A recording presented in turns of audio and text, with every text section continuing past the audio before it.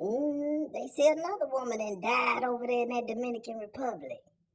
Ain't that something? These the last days, I'm telling you. When Mildred left here, when Mildred died, I knew it. She loved Jesus all her heart. If he took her, I say, this is it. We ain't got no more grace down here. No, it's something else. Tamika was talking about going over there. You know, she ain't got big after them 4 kids. So she talking about going over there to get some fat sucked out of her stomach for $50. I say, okay, you go if you want to. I ain't selling no fish dinners to put your behind in the ground. No. Hold on, let me see who this is. This my nephew, the holy roly pastor, the good bishop. And let me call you back. Hello. Hey there, Auntie. How's it going? Good.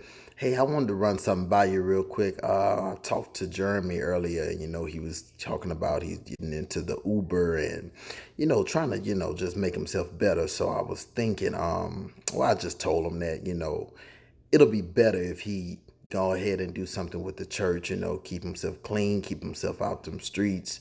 So I'm thinking about making him the minister of music. The boy knows music if he don't know anything else. So I think it'd be a good spot for him to get started. Hold on. Now let me get this straight, because I've been dumb before.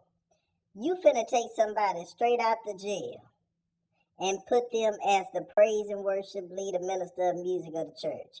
That's what you saying. You go take this boy, and I understand you want to get him off the street, but you go take him and put him in a position like that, and you ain't consulted me. Auntie, if you heard me, I said I'm running it by you right now because I want you to know before I announce it to the church choir. I want to make sure that everybody is on one accord, but I wanted to make sure because you are choir president.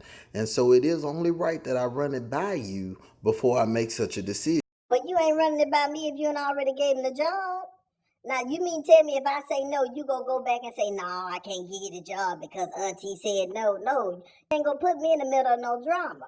You and already made your decision. You made it out of order. But see, that's why I'm trying to tell y'all. Your daddy ran this church way better.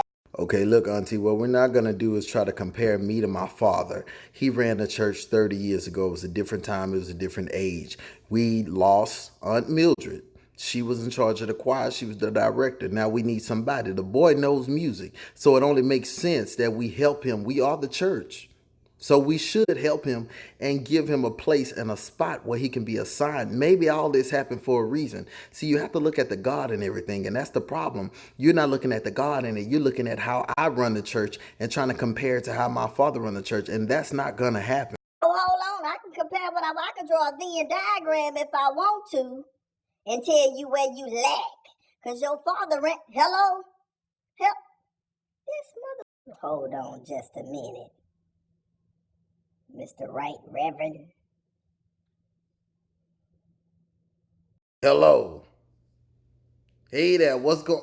And you believe your nephew, the good bishop, then told me that he finna put Jeremy in Mildred's spot at the church. Oh, that'll be good for him. That boy loved to sing. Before he got all out in them streets, he was really doing good. It was really doing good. So I think that'll be a good spot for him. He needs the church. He needs somewhere where he can be in a safe environment away from all of Yeah, all that. But guess what? You don't put him in charge of the whole music department. You let him clean the gutters and cut the grass.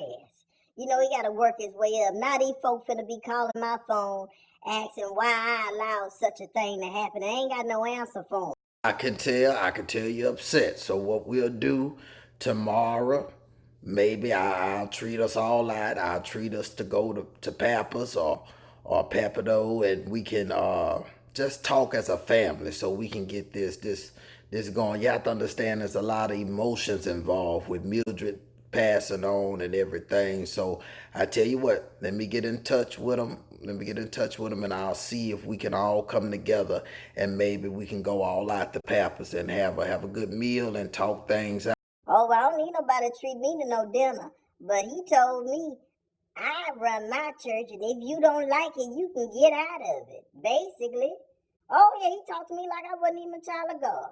He talked to me like I was crazy. Now, listen. I know it probably got heated between you two, but you know that ain't Christian's character. He ain't gonna tell nobody to leave the church and talk to him too crazy. But you gotta understand when everybody's telling them you don't run the church like such and such. You don't run the church. That's why we gotta talk about this. That's why we gotta come together and talk about this. So I'll get in touch with you tomorrow, and we'll see what we can do because I don't want this to get any uglier than it had already gotten.